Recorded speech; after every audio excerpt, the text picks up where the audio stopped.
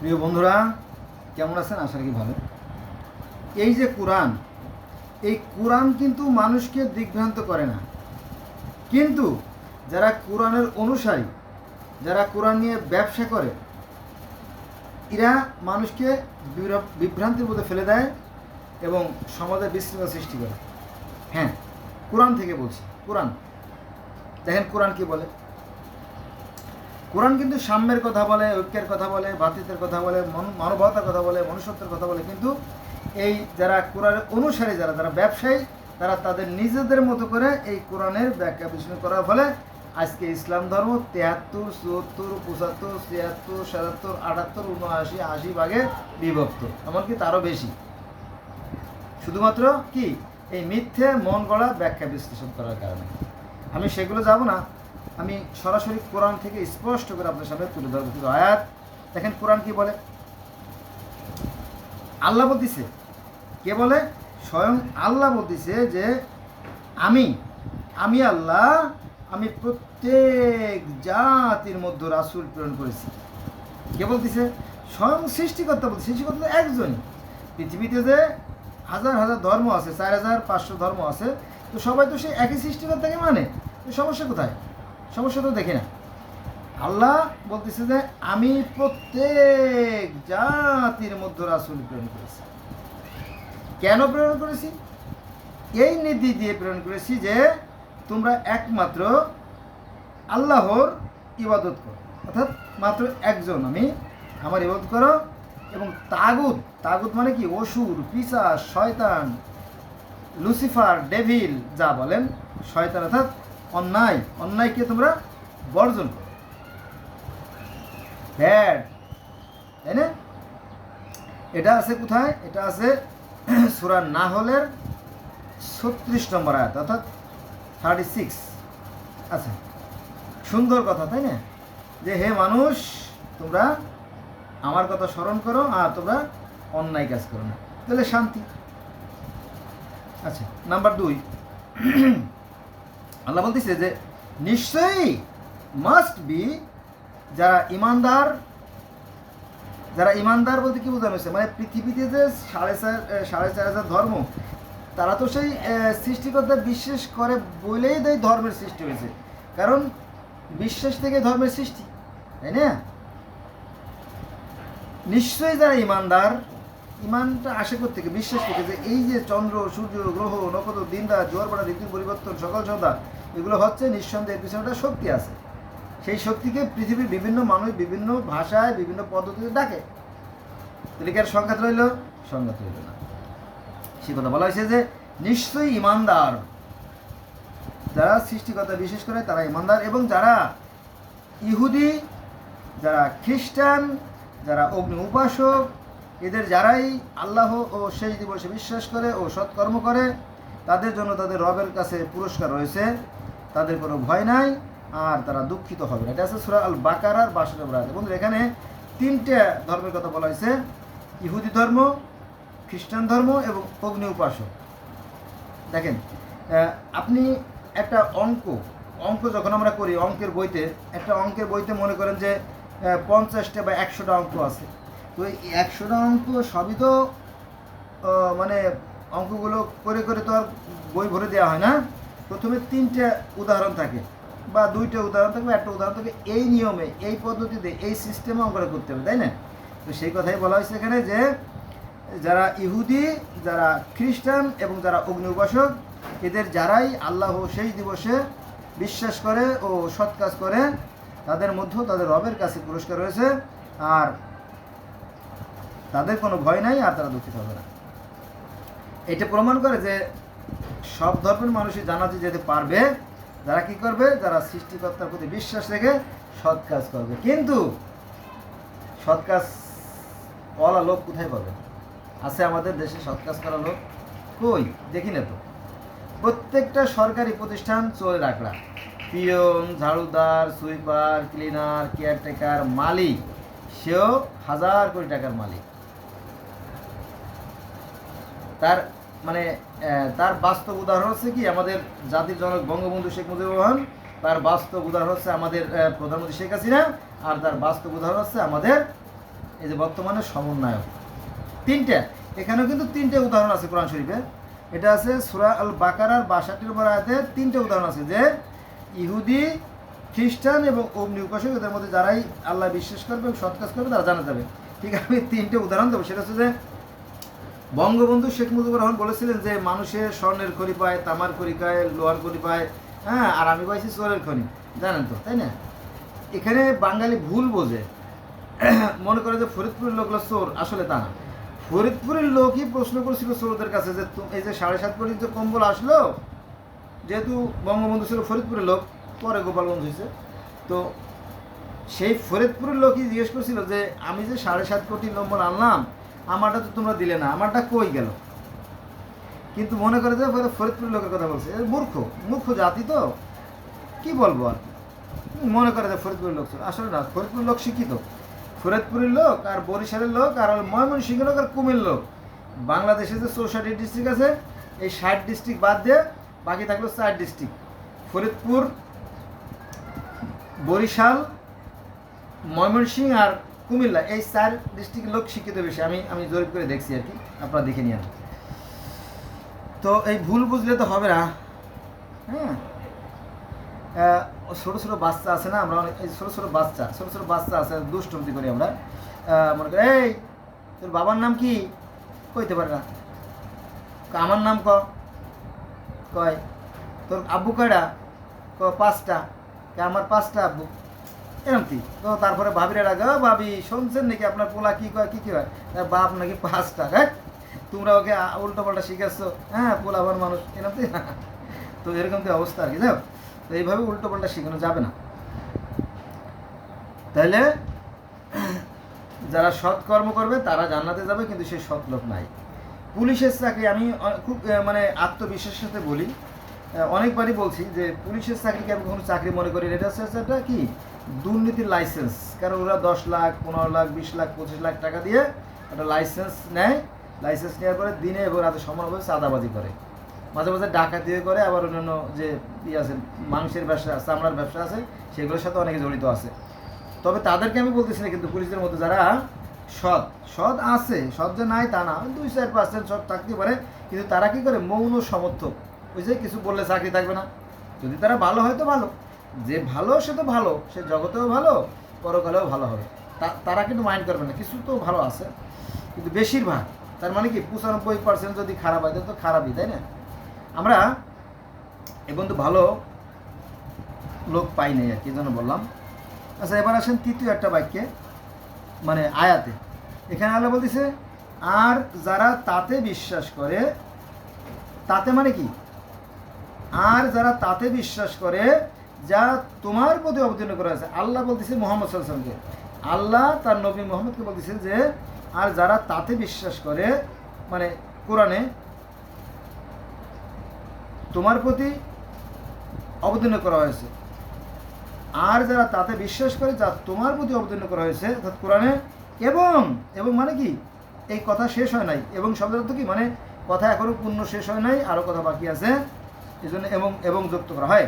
এবং তোমার পূর্বে যা অবতীর্ণ হয়েছে, অর্থাৎ পূর্বে মানে কি বেদ, ভগবদ্গীতা, মিশরীয় পুরাণ, গিলগামেশ, জেন্দাবেস্তা, আবেস্তা, গ্রিক পুরাণ, রোমান পুরাণ, অ্যাজটেক, মায়ান, ইনকা, ডগন, রাস্টাফারাজিয়াম, কনফুসিয়াস, তাও, সিন্তো, বাহাই, সামানিজম, কেল্টিক, তাই না, ব্যাবিলনীয়, মিশরীয়, সুমেরীয়, কেনানীয়, এরকমটি পৃথিবীতে হাজার হাজার হাজার ধর্ম আছে। সেটা বলতে গেলে আমার ভিডিও করা হবে না আজকে, ঠিক আছে? তো সবাই একজন সৃষ্টিকর্তাকে মানে। আচ্ছা, হ্যাঁ, সেই কথা আল্লাহ বলা হয়েছে যে আর যারা তাতে বিশ্বাস করে যা তোমার প্রতি অবতীর্ণ করা হয়েছে কোরআনে, এবং তোমার পূর্বে যা অবতীর্ণ করা হয়েছে, আর পরকালের প্রতি দৃঢ় বিশ্বাস থাকে, পরকালের প্রতি বিশ্বাস থাকে। এটা আছে সূরা আল বাকারার 4 নম্বর আয়াতে। এখন আমি মানি না অন্যদের ধর্মগ্রন্থ, মানি না, কারণ আমার ধর্মই একমাত্র ধর্ম। এখন কোরআনে আবার বলতেছে যে আসো সেই কথাই যা তোমাদের মধ্যে আমাদের মধ্যে এক, তাহলে মুশকিল হয়ে গেল না? আল্লাহ বলতেছে যে আমার বিধানের কোনো পরিবর্তন হয় না, সমস্ত বিধানই আমার এক এবং অভিন্ন ছিল, তখন আমি এখন কি করব, মিলিয়ে দেখব, অন্য ধর্মের সাথে মিলিয়ে দেখব আসলে ঠিক বলছে কিনা। যেমন কলেমা, লা ইলাহা ইল্লাল্লাহ, আল্লাহ এক এবং অদ্বিতীয়, এই একই কথা সনাতন ধর্ম বেদে আছে, ব্রহ্মা এক এবং দ্বিতীয় নাস্তি, সৃষ্টিকর্তার মধ্যে একজনই, দ্বিতীয় করেন। কলেমা যা বলতেছে বেদে তাই আছে। কলেমা, নামাজ আমাদের আছে 5 ওয়াক্ত নামাজ, সনাতন বা হিন্দু ধর্মের বেদে আছে পঞ্চমহাযজ্ঞ, 5 ওয়াক্ত নামাজ, পঞ্চ মানে 5, যজ্ঞ মানে নামাজ, ছিলেন কলেমা, নামাজ, রোজা। আমরা সকাল থেকে সন্ধ্যা পর্যন্ত না খেয়ে থাকি আল্লাহর সন্তুষ্টির জন্য, তারাও সকাল থেকে সন্ধ্যা পর্যন্ত আল্লাহর সন্তুষ্ট অর্থাৎ ঈশ্বরের সন্তুষ্ট না খেয়ে থাকে, তাকে বলে উপবাস, নামাজ একই, কলেমা, নামাজ, রোজা, হজ। আমরা এখন মক্কায় যাই হজ করতে, আল্লাহর সাথে দেখা করতে। এর ঠিক আগে হিন্দুরা অর্থাৎ প্যাগানরা তারাও বিশ্বের বিভিন্ন প্রান্ত থেকে এই মক্কায় যেত সেই ঈশ্বরের সাথে দেখা করলে, একই জিনিস। তারাও মাথা মুন্ডন করতো, আমরাও মাথা মুন্ডন করতো, তারাও 7 পাক খাইতো, আমরাও 7 পাক খাই। তো পার্থক্য, আগে তারা উলঙ্গ হয়ে ন্যাংটে 7 পাক খাইতো, আর এখন আমরা সাদা কাপড় কাছে 7 পাক খাই। তারা কুরবানি দিত দেবতার নামে, হে দেবতা তোমার নামে উৎসর্গ করলাম, আর আমরা কি করি, হে আল্লাহ তোমার নামে দিলাম। Same, there is no difference.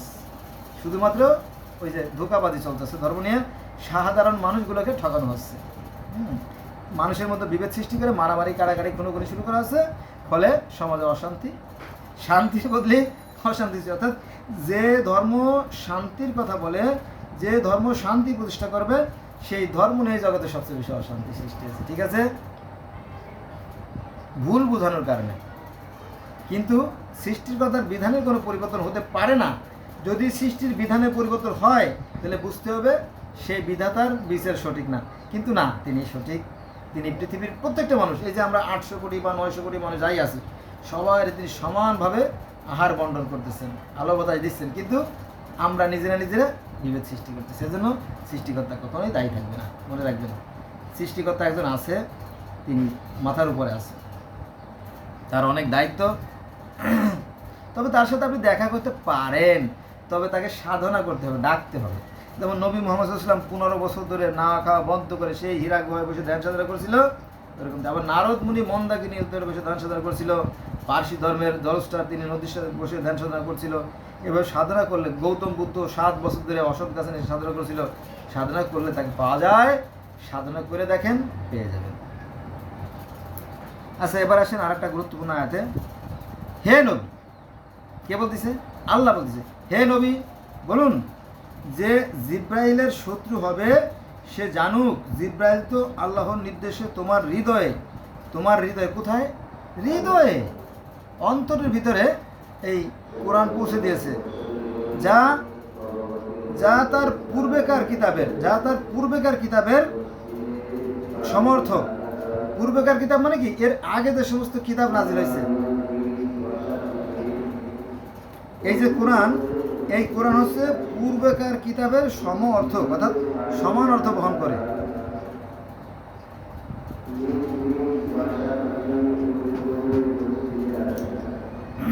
আবার শোনেন, একটু সিরিয়াস আয়াত তো। আল্লাহ বলতেছে যে হে নবী বলুন যে জিব্রাইলের শত্রু হবে সে জানুক, সে অর্থাৎ জিব্রাইল তো আল্লাহর নির্দেশে তোমার হৃদয়ে কোরআন পৌঁছে দিয়েছে, যা অর্থাৎ এই কোরআন হচ্ছে পূর্বেকার কিতাবের, পূর্বের যে সমস্ত আসছে পূর্বকার গ্রন্থসমূহের সমর্থক, অর্থাৎ পূর্বে যে সমস্ত কিতাব ছিল তারই সমর্থক। আপনি খুঁজে দেখেন যে পূর্বের কিতাবে যা আছে কোরআনে কিন্তু তাই আছে। আমি কিন্তু বারবার বলি, অর্থাৎ বেদে যা আছে, ভগবদ্গীতায় যা আছে, হ্যাঁ, বাইবেলে তাওরাতে যা আছে, হ্যাঁ, মিশরীয় ধর্মে ত্রিপিটকে যা আছে, তার 90% 95% আছে। যেহেতু আমি জগতের বিভিন্ন ধর্মের ছাত্র, এই কথা বলার যোগ্যতা আমারই আছে।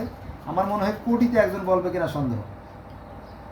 আবার ভালো করে শুনুন কি বলতেছে, হে নবী বলুন যে জিব্রাইলের শত্রু হবে সে জানুক, সে তো অর্থাৎ জিব্রাইল আল্লাহর নির্দেশেই তোমার হৃদয়ে কোরআন পৌঁছে দিয়েছে, যা তার পূর্বেকার কিতাবের, মানে গুরুত্বপূর্ণ কথা হচ্ছে যে পূর্বেকার কিতাবের সমূহের সমর্থক। পূর্বেকার মানে আগের যে সমস্ত কিতাব নাজিল হয়েছে তার সমর্থক, মানে কি সমান অর্থ বহন করেছে। তার মানে কি অন্যান্য কিতাবে যা আছে কোরআনে তাই আছে। শুধুমাত্র বিভেদ সৃষ্টি করে কারা? এই ধর্মগুরুরা তাদের নিজেদের সাথে করে, না অন্যগুলো বাদ। তার মানে তারা যারা কোরআন পড়ে তারাই কোরআনের বিরোধী কথাবার্তা বলে, নিজেদের স্বার্থে বলে, ওরাই ধরে ধরে। দেখুন যে একটা কথা আছে, অধিকাংশ আলেম কিন্তু জাহান্নামে যাবে, আমার কথা না, আলেমদেরই কথা। আচ্ছা, পূর্ববর্তী কিতাব সময় সমর্থক এবং মুমিনদের জন্য যা হেদায়েত এবং সুসংবাদ। এটা আছে সূরা বাকারার 97 নম্বর, অর্থাৎ 97 আর কি, 97 আয়াত। বোঝা গেছে বিষয়টা? আসুন, আমরা কোরআন জানি, আমরা বেশিরভাগ মানে প্রায় 98-99% মানুষ কোরআন জানে না। এই জন্য হুজুরা দেখবেন যে আরবি ভাষা, বিদেশি ভাষা দুই একটা কথা বলে, কিছুই বুঝবেন না, তারপরে নিজের মতো করে 1 ঘন্টা 2 ঘন্টা 3 ঘন্টা করে ওয়াজ করে যায়। হ্যাঁ, আচ্ছা, এবার আসেন আর একটা সিরিয়াস আয়াতে। সেটা হচ্ছে যে তোমরা বলো, কে বলতেছে? আল্লাহ বলুক আর নবী মোহাম্মদ বলুক, কি বলতেছে সেটাই বিষয়, যার মাধ্যমে বলুক তাতে কিছু আসে যায় না।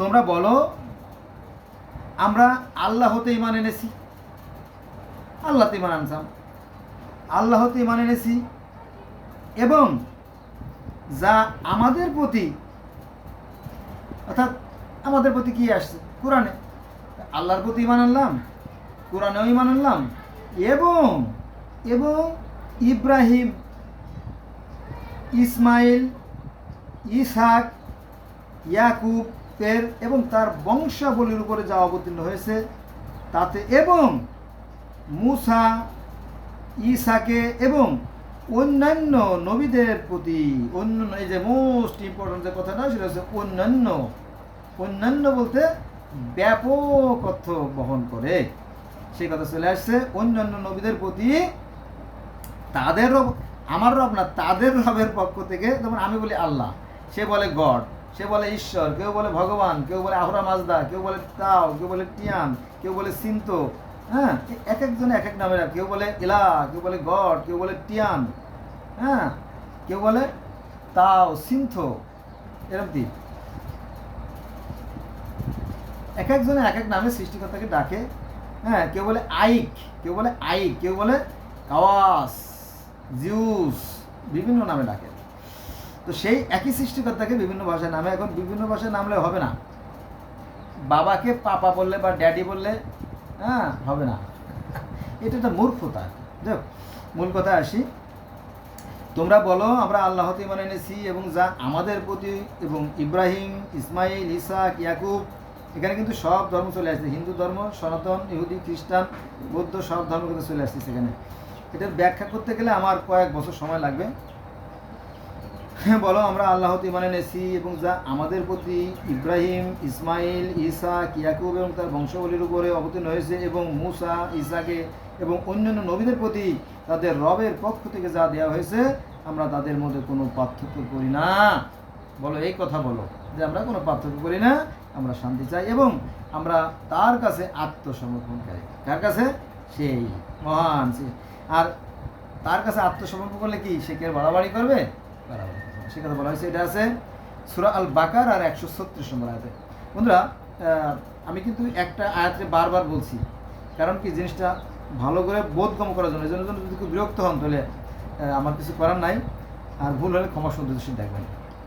কারণ আমি তো খুব সিরিয়াস বিষয় নিয়ে আলোচনা করছি, কারণ ধর্ম তো খুব সেন্সিটিভ বিষয়, নিয়ে আলোচনা করাই ঠিক না, কারণ মূর্খের সংখ্যা বেশি, জানেন তো। হ্যাঁ, মূর্খ।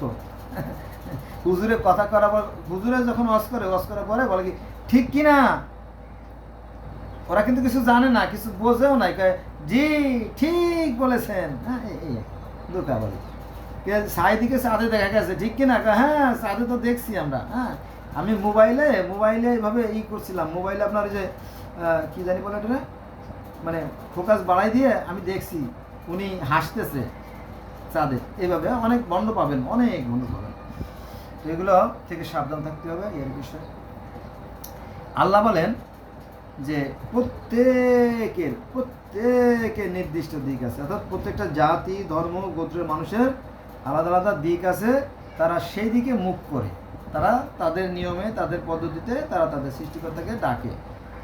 হ্যাঁ, এটা আছে সূরা আল বাকারার 148 নম্বর আয়াতে।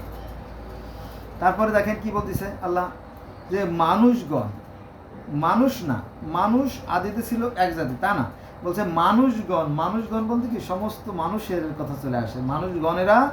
মানুষেরা, সকল মানুষেরা আদিতে ছিল একই উম্মতভুক্ত। এটা আছে সূরা আল বাকারার 213 নম্বর আয়াতে। তাহলে আচ্ছা, তারপরে আসেন, পূর্বে তিনি মানব জাতির জন্য তাওরাত, ইনজিল ও নাজিল করেছেন। তাওরাতও নাজিল করেছে, ইনজিলও নাজিল করেছে।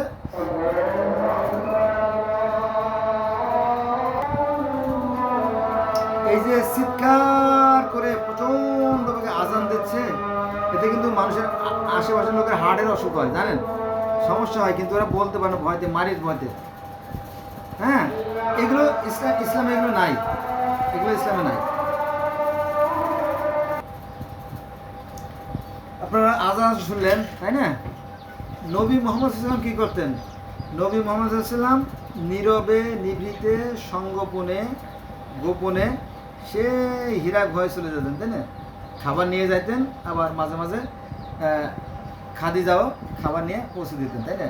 সেখানে বসে কিন্তু ই করতেন, এইভাবে চিৎকার চেঁচামেচি করতেন না। মূল কথা আসে, আমরা যেটা আলোচনা করতেছিলাম যে তিনি, অর্থাৎ আল্লাহ, তিনি তোমার প্রতি এই কিতাব অবতীর্ণ করেছেন। তিনি আল্লাহ, তিনি মানে আল্লাহ, তিনি তোমার প্রতি এই কিতাব অবতীর্ণ করেছেন। এখানে আল্লাহ যদি বলতো, এখানে যদি আল্লাহ বলতো, তাহলে বলতো আমি তোমার প্রতি এই কিতাব অবতীর্ণ করেছি। কিন্তু এখানে দ্বিতীয় কোনো ব্যক্তি আছে, অথবা ফেরেশতা হইতে পারে, জিবরিল ফেরেশতা হইতে পারে। তিনি তোমার প্রতি এই কিতাব অবতীর্ণ করেছেন, যার কিছু আয়াত সুস্পষ্ট, ধার্তহীন, এগুলো কিতাবের মূল অংশ। কিতাবের অর্থাৎ কোরআনের কিছু মূল অংশ আছে, আর অন্যগুলো হচ্ছে রূপক। আরও কিছু রূপক আছে, যেমন কোরআন শরীফে কিন্তু গল্প আছে, কাহিনী আছে, কিস্সা আছে। এটা আছে 25 জন নবীদের কাহিনী, কিস্সা। বুঝা গেছে? সব কথা কিন্তু মূল কথা না। তো এই যে রূপক, রূপক যে কথাটা, এই রূপকটাকে আরবিতে কি বলে জানেন? আরবিতে বলে সবাবে নুজুল বা আমসালুল কোরআন। আমি আরবিতে বলতেছি না কেন জানেন? আরবি বলে তো আপনারা বুঝবেন না। তো এই রূপক বা উপমা বা উদাহরণের আরবি হচ্ছে সবাবে নুজুল বা আমসালুল কোরআন। That's mean example is better than percept. English বললে হয় উপমা উদাহরণ, সেটা আর কি। আমি বাংলায় বলতেছি যাতে আপনারা সহজে বুঝতে পারেন। তো এই কোরআন শরীফে অনেক কাহিনী আছে, কিস্সা আছে। সেখানে আছে যে দেখো, অতীতে যারা অন্যায় কাজ করছে তাদেরকে আমি ধ্বংস করে দিছি। ধ্বংস করার পরে সেখানে আমি নতুন জাতির সৃষ্টি করছি। কার কথা? কোরআনের কথা। বুঝা গেছে? এরকম তো অনেক উদাহরণ আছে, সেখানে আমরা যাবো না। প্রায় 500-র মতো, 500 উদাহরণ বাদ দিয়ে দেখবেন কোরআন শরীফ অর্ধেকই পড়া হয়ে গেছে। সেখানে আমরা যাবো না, আসলে মূল কথা আসি। আল্লাহ বলতেছে, বলো আমরা আল্লাহ হতে এবং আমাদের প্রতি যা অবতীর্ণ হয়েছে, অর্থাৎ কোরআনে, বলো আল্লাহ হতে এবং আমাদের প্রতি যা অবতীর্ণ করেছে কোরআনে, এবং যা অবতীর্ণ হয়েছিল। এই যে শব্দটা দেখেন, যা অবতীর্ণ হয়েছিল, এর আগে যেগুলো অবতীর্ণ হয়েছিল সেই কথার প্রতি কী করতে বলছে সেটা আমরা পরে জানবো। যা অবতীর্ণ হয়েছিল ইব্রাহিম, ইসমাইল, ইসহাক, ইয়াকুব ও তার বংশগণের প্রতি, এবং যা মূসা, ঈসা ও অন্যান্য নবীগণের নিকট তাদের রবের পক্ষ থেকে দেওয়া হয়েছিল, তাতে বিশ্বাস করি। আমরা তাদের মধ্যে কোনো পার্থক্য করি না, তাদের মধ্যে কোনো পার্থক্য করি না। আমরা আল্লাহ হতে অবনত। সূরা আল ইমরান আয়াত নম্বর 84। কিন্তু হুজুর বলে না, এটা সব বাদ, এটা পড়া যাবে কিন্তু বলা যাবে না, বললে পরে ব্যবসা টিকবে না, ধর্ম ব্যবসা টিকবে না। এই সমস্ত আয়াত তারা বলতেই চায় না। কেন বলতে চায় না সেটা আমার বোধগম্য না।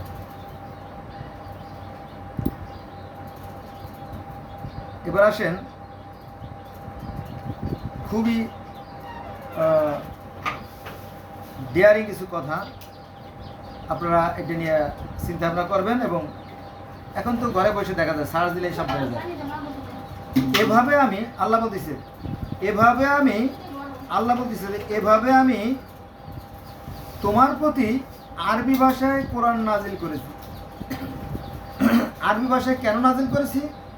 যাতে তুমি সতর্ক করতে পারো মক্কাবাসীদের এবং এর পার্শ্ববর্তী যারা আছে পার্শ্ববর্তীদের সতর্ক করতে পারো, আর সতর্ক করতে পারো সন্দেহমুক্ত কিয়ামত দিবস সম্পর্কে, যেদিন একদল জান্নাতি আর একদল জাহান্নামী হবে। এটা আছে সূরা সূরা আয়াত নম্বর 7। ক্লিয়ার? এরকম আরও গুরুত্বপূর্ণ কিছু আয়াত আছে যে নবী মুহাম্মদ সাল্লাল্লাহু আলাইহি ওয়াসাল্লাম শুধুমাত্র আরবি ভাষাভাষীর জন্য প্রেরিত। তো 1 নম্বর আয়াত আমরা পাবো কোথায়? সূরার 1 নম্বর আয়াতে।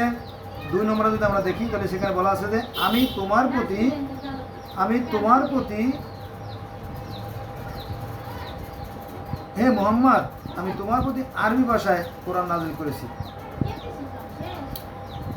তোমার মাতৃভাষায় নাযিল করেছি, যাতে তুমি সহজে তোমার যে উম্মত যারা অনুসারী যারা তাদেরকে বোঝাইতে পারো।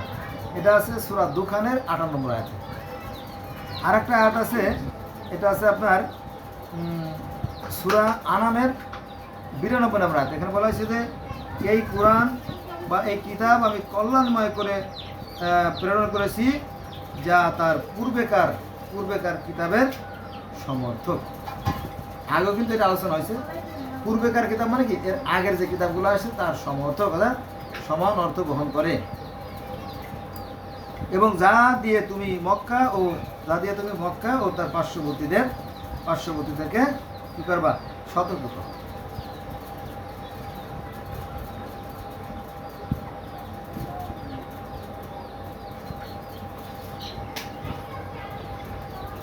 তারপরে আরো আছে, দেখেন এটা আছে সূরা ইউসুফ, অর্থাৎ সূরা ইউসুফ বলতে 12 নম্বর সূরা।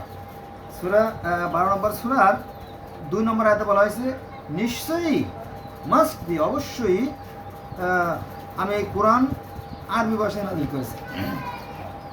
আমি অবশ্যই আরবি ভাষাভাষীদের জন্য এই কোরআন অবতীর্ণ করেছি, যাতে তারা সহজে বুঝতে পারে। বোঝা গেছে বিষয়টা? কিন্তু এখানে 26 নম্বর সূরার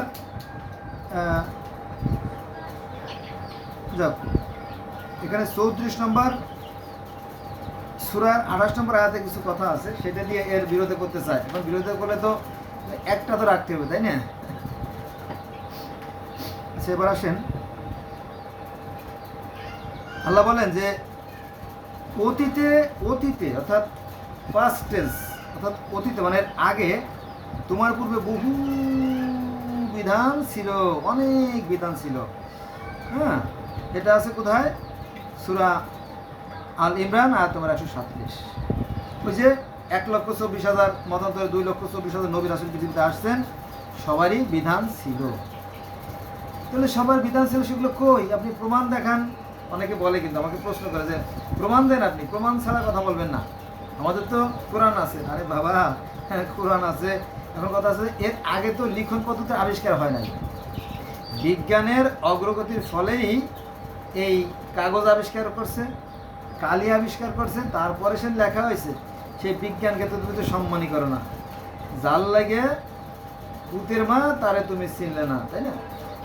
যে বিজ্ঞানের অবদান, যে বিজ্ঞানের কারণে কাগজ আবিষ্কার করা হয়েছে, কালি আবিষ্কার করা হয়েছে, প্রেস অর্থাৎ প্রিন্টিং প্রেস আবিষ্কার করা হয়েছে, ফলে কোরআন আমাদের হাতে আসছে, সেই বিজ্ঞানকে আমরা মানি না। এটা দুর্ভাগা।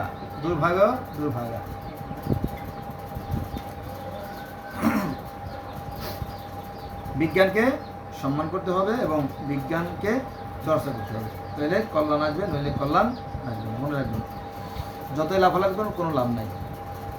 এই বিজ্ঞান বা জ্ঞান সৃষ্টিকর্তার সর্বশ্রেষ্ঠ নিয়ামত।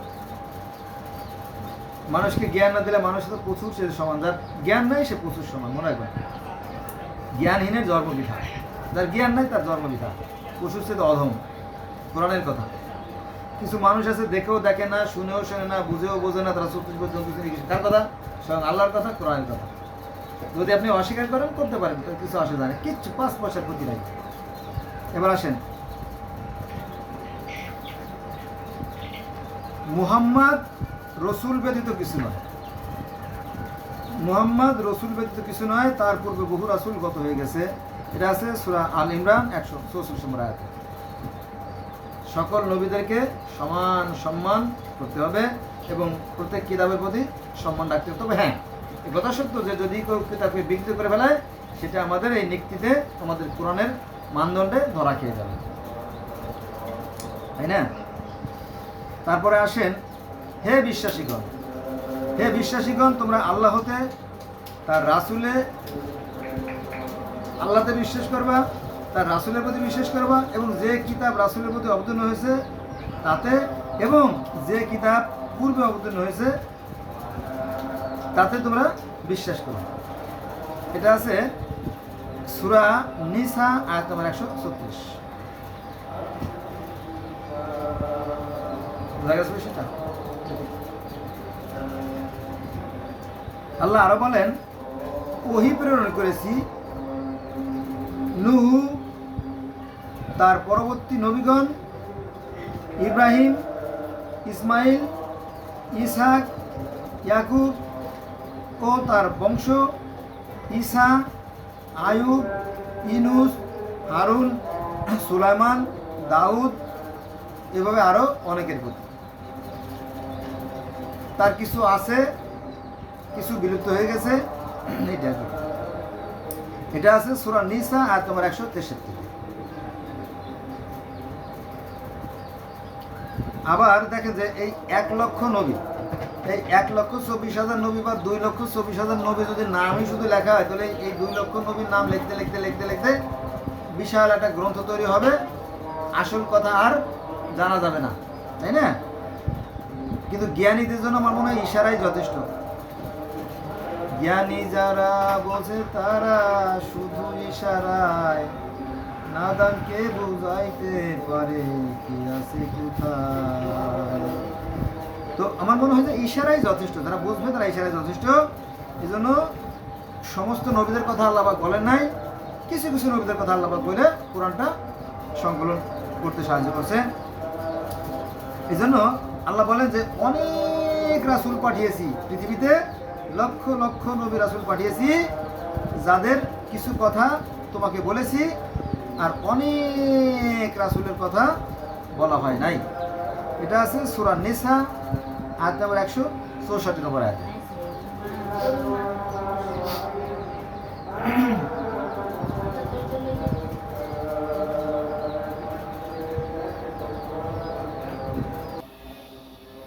বন্ধুরা, আর কিছু সময় পরে আমি ভিডিওটা অফ করে দেব, আরও কিছু কথা বলবো আর কি। ওদিকে মসজিদে প্রচণ্ড বেগে শব্দ আছে তো তাই।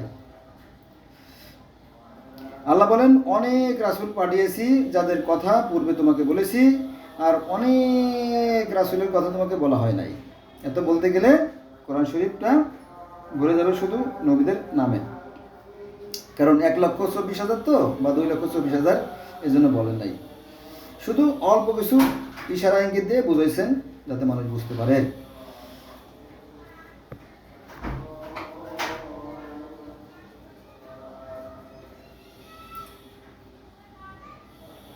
এবার আসেন একটা গুরুত্বপূর্ণ সেন্টেন্স, তিনি মানে এখানে সৃষ্টিকর্তার কথা বলা হয়েছে, যে তিনি দৃষ্টির অধিগম্য নন, অর্থাৎ সৃষ্টিকর্তাকে দেখা যায় না, তাকে চর্মচক্ষুতে দেখা সম্ভব না।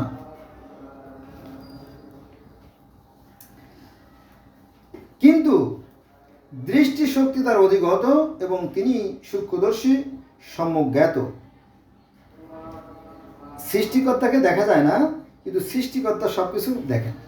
এটা আছে সূরা আনাম আয়াত নম্বর 103।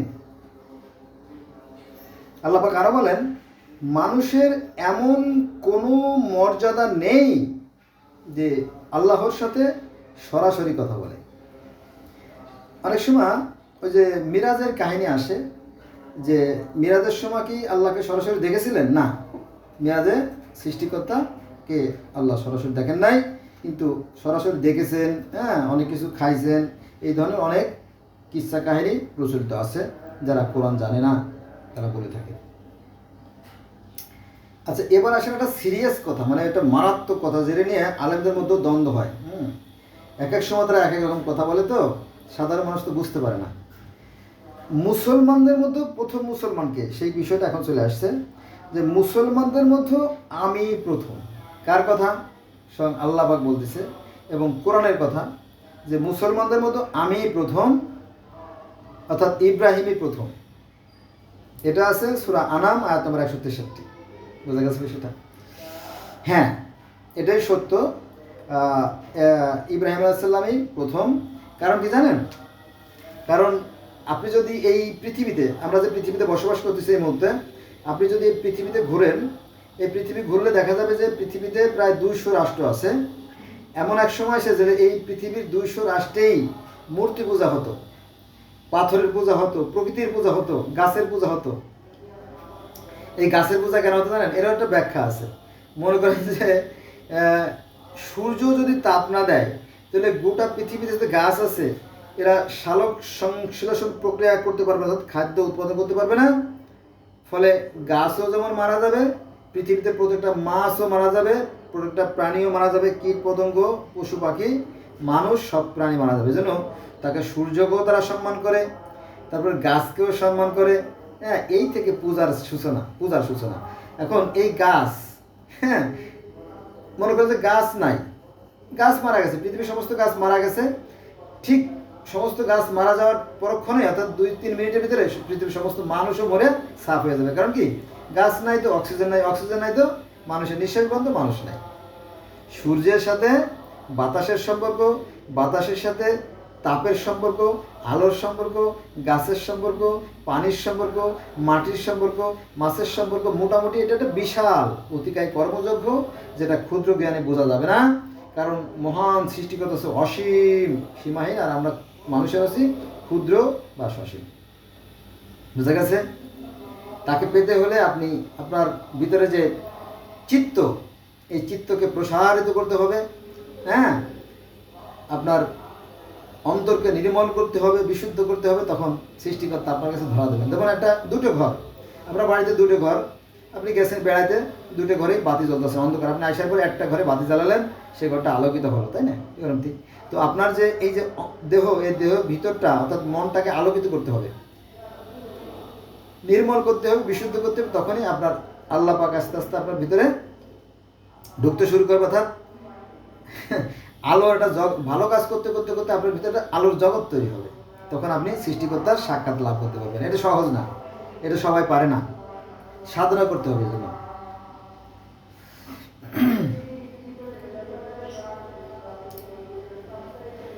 আচ্ছা, এবার আসেন খুব সিরিয়াস একটা ব্যাপার।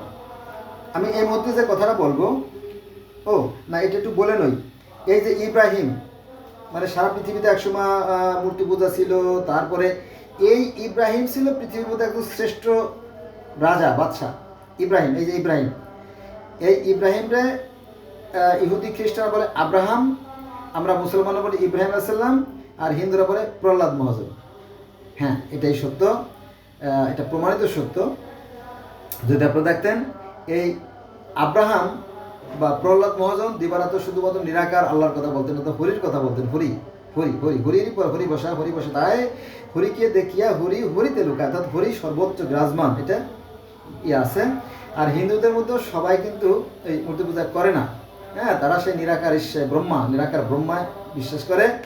এদের সংখ্যা অনেক, সারা বিশ্বে এই ব্রহ্ম সমাজ আছে, আমাদের বাংলাদেশেও অসংখ্য জায়গায় ব্রহ্ম সমাজ আছে। কিন্তু এই যে পজিটিভ দিকগুলো, অর্থাৎ অন্য ধর্মের যে ভালো দিকগুলো আছে, এই কথাগুলো আমাদের আলেমরা বলে না। শুধু তারা বলে যে ওরা মূর্তি পূজা করে, ওরা মূর্তি পূজা করে। হ্যাঁ, করে, একটা কিছু লোকে করে, কিন্তু মূর্তি পূজা তার ভগবান না, ঈশ্বর না, ওরা হচ্ছে অবতার কারা? এইটার মানেও আবার হুজুর জানে না। অবতার হচ্ছে ঈশ্বরের পক্ষ থেকে, অর্থাৎ সৃষ্টিকর্তার পক্ষ থেকে। ঈশ্বর বা ভগবান যিনি বিষ্ণু, পরম বিষ্ণু, যিনি পরমাত্মা, যিনি সৃষ্টিকর্তা, যিনি আল্লাহর পক্ষ থেকে যখন নবী রাসূল পৃথিবীতে প্রেরিত হয়, ঠিক সেই ঈশ্বরের পক্ষ থেকে এই দেবতা বা অবতারা প্রেরিত হয় পৃথিবীতে এসে তারা শান্তির বাণী প্রচার করে পৃথিবীতে শান্তি প্রতিষ্ঠা করেন। তাদেরকে হিন্দুরা বলে অবতার বা দেবতা, আর আমরা মুসলমান বলি নবী রাসূল। আবার এই যে পীর, পয়গম্বর, আউলিয়া, গাবুস, কুতুব, অনেক কিছু বলি, তাই না? এই হলো বিষয়। তাদের মধ্যে আছে ব্রাহ্মণ, তাদের মধ্যে আছে ঠাকুর, তাদের মধ্যে আছে সন্ন্যাসী, তাদের মধ্যে আছে পুরোহিত। হ্যাঁ, এইগুলো জানে না, না জানে আন্দাজি বল বলে, ফলে এই উভয়ের ভিতরে দ্বন্দ্বের সৃষ্টি হয়, সংঘাতের সৃষ্টি হয়। বন্ধুরা, আমার এখন 40 মিনিট চলতেছে, 42 মিনিটের এই আছে, মানে মিনিট আছে আমার এই মুহূর্তে। যদি ভুল ভ্রান্তি হয় ক্ষমা সুদৃষ্টি দেখবেন, অটোমেটিকলি কিন্তু ভিডিওটা বন্ধ হয়ে যাবে আর কি। এবার আসেন আর একটা সিরিয়াস ব্যাপার নিয়ে আলোচনা করি। আল্লাহ বলতেছে, আমি তোমার জন্য ফলকে সর্ববিষয়ে উপদেশ এবং সর্ববিষয়ে স্পষ্ট ব্যাখ্যা লিখে দিয়েছি, সুতরাং এগুলো শক্তভাবে ধরো এবং তোমাদের সম্প্রদায়ের মধ্যে ওইগুলির মধ্য থেকে যেগুলো শ্রেষ্ঠ তা গ্রহণ করো। হ্যাঁ, আমি শীঘ্রই সত্য ত্যাগীদের বাসস্থান তোমাদের দেখাবো। এটা আছে সূরা আরাফ আয়াত নম্বর 145। এই যে এখানে যে কাহিনীটা আসছে, এটা আছে ওই যে মনে আছে ইহুদিদের নবী মুসা অর্থাৎ মোজেস, এই মোজেসকে আল্লাহ পাক স্বর্গ থেকে খোদাই করা পাথরে যে বাণীটা দিছিল, সেই ফলকের কথা বলা হয়েছে। সেই ফলকটা কিন্তু এই যে ফলকের কথা কোরআন শরীফের সূরা আরাফের 145 নম্বর আয়াতে আছে, ফলকটা কিন্তু আমাদের কাছে নাই, মুসলমানদের কাছে নাই, কিন্তু এটা কিন্তু তাওরাত থেকে ধার করা। তাওরাতের যে নবী মোজেস অর্থাৎ মুসা, তার কাছে তাদের যে এলা রব্বি রাব গড লর্ড, তিনি ওই যে তুর পাহাড়ে বা তুয়া পর্বতে বা সিনাই পর্বতে যেটা দিয়েছিল ওইটা তাওরাত থেকে, জব্বুর, ইনজিল, বাইবেল থেকে কোরআনে আসছে। বোঝা গেছে বিষয়টা? আর ওই যে মুসা আলাইহিস সালাম যে জ্যোতি দেখছিলেন না, ওই একই জ্যোতি সনাতন ধর্মের ভগবত গীতায় আছে 11তম অধ্যায়ের 8 নম্বর শ্লোকে, সেই সহস্র সূর্যের ন্যায় জ্যোতিমান। অর্থাৎ সৃষ্টিকর্তার রূপ একটাই, শুধু ভেদাভেদ সৃষ্টি করে আমাদের এই আলেমরা, মানুষের মতো সৃষ্টি করে। আল্লাহ তাদেরকে হেদায়েত দান করুক। তো বন্ধুরা, আজকে এই পর্যন্ত রইল। সব ভালো থাকবেন। আবার নামাজ পড়তে যেতে হবে তো মসজিদে, এই যে মানে শুরু হয়ে গেছে।